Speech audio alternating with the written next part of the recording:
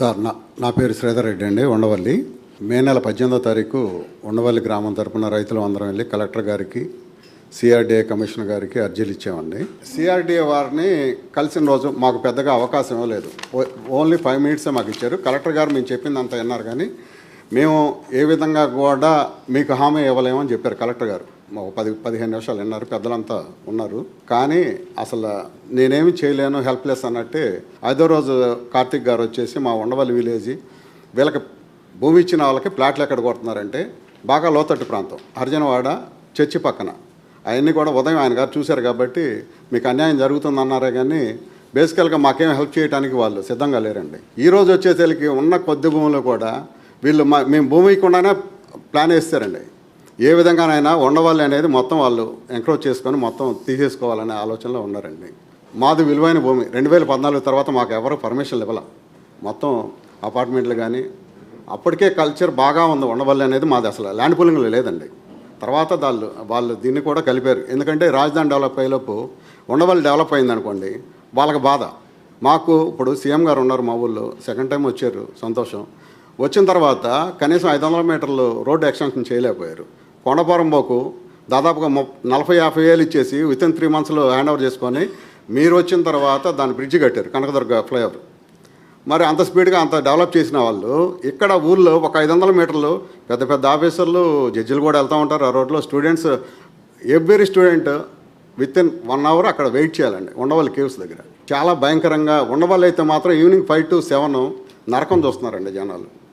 ఒక సీఎం గారు, ఒక మంత్రి గారు లోకేష్ గారు మా ఊరిలో ఉండి ఎవరైనా ఉన్న ఊరికి ఏదో కొంత చేయాలనుకుంటారు. మరి మాకెందుకు? మరి మా దరిద్రమా, రైతుల దరిద్రమా, మాకు అసలు మా పిల్లల దరిద్రమా అర్థం కావట్లా. ఏమాత్రం కూడా మా గురించి అసలు ఎందుకు ఆలోచించట్లేదు. కొండవీటి వాక్కి 16 ఎత్తిపోతల పథకం పెట్టారండి.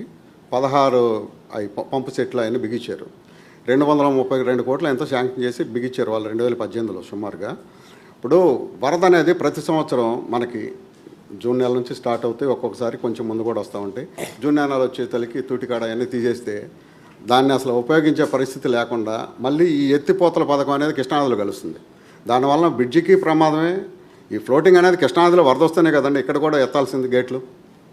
వరద వచ్చినప్పుడు ఇక్కడ ఎత్తలేము. మళ్ళీ ఆ చిన్న గేట్లు కూడా రిపేర్ చేయించకుండా అవి రివర్స్ వచ్చేస్తున్నాయి మళ్ళీ కొండవీటి వాగులోకి. దీన్ని కొంచెం మీరు అందరూ కూడా కాస్త 232 కోట్లు దానివల్ల ప్రయోజనం ఎవరికి కలగట్లేదు. పైపెచ్చు ఎప్పుడు మునిగిపోతూనే ఉన్నాయండి పొలాలు. ఉండవల్లి చాలా విలువైందండి. ఒక్క 30 సెంట్లు ఉంటే ఒక కుటుంబం దాని మీద ఆధారపడి చక్కగా బతికేస్తారు. పిల్లల్ని చదివించుకున్నాం, మేము చదివించుకున్నాం 2 పిల్లల్ని. మాకు రాజధానిలో భూములు ఇస్తే పిల్లలకి 25% సీట్లు ఇస్తామన్నారు, ఏ ఒక్కటే ఇవ్వలేదు. ఫీజు రియంబర్స్మెంట్ ఇస్తామన్నారు, ఏ కాలేజీలో అయినా చదువుకోండి ఫీజు రియంబర్స్మెంట్ ఇస్తామన్నారు. అది మాకు చేయలే. నేను వేరే చోట ఒక 10 ఎకరాలు ఇచ్చామండి. మాకు ఏ అభివృద్ధి చేయాలి అక్కడ ఫ్లాట్లు ఈరోజు కూడా చేయాలి. దాదాపుగా నాకు తెలిసి వాళ్ళు చెప్పిన ఏది ఎలక్ట్రిసిటీ కావచ్చు, డ్రైనేజ్ సిస్టమ్ కావచ్చు, వాటర్ సిస్టమ్ కావచ్చు, ఏ ఒక్కటి కూడా ఫ్లాట్లకి అనుకూలంగా మెరకదోలి మాకు అభివృద్ధి చేసేస్తామన్నారు. ఏ ఒక్క ఫ్లాట్కి ఏం చేయలే. రాజధానిలో మట్టి వచ్చేసి రాజధాని పరిసర ప్రాంతాల్లో 29 గ్రామాలను తోలాలి. అలాంటిది మొత్తం కూడా అవుట్ ఆఫ్ వెళ్ళిపోతుంది ఈరోజు. వేల కోట్లు అంటే మామూలు. ఇప్పుడు అక్కడ మెరక చేయడానికి మట్టి అనేది, ఆ మట్టి అనేది మీరు బయటికి మీ అవకాశం ఉంది అమ్మేసుకుంటున్నారు. మరి అది చాలా దారుణం అండి. మరి ఇంకా ముంచేయాలనా? ఇప్పుడు ఉండవల్లి చాలా లోతట్టు ప్రాంతం అండి.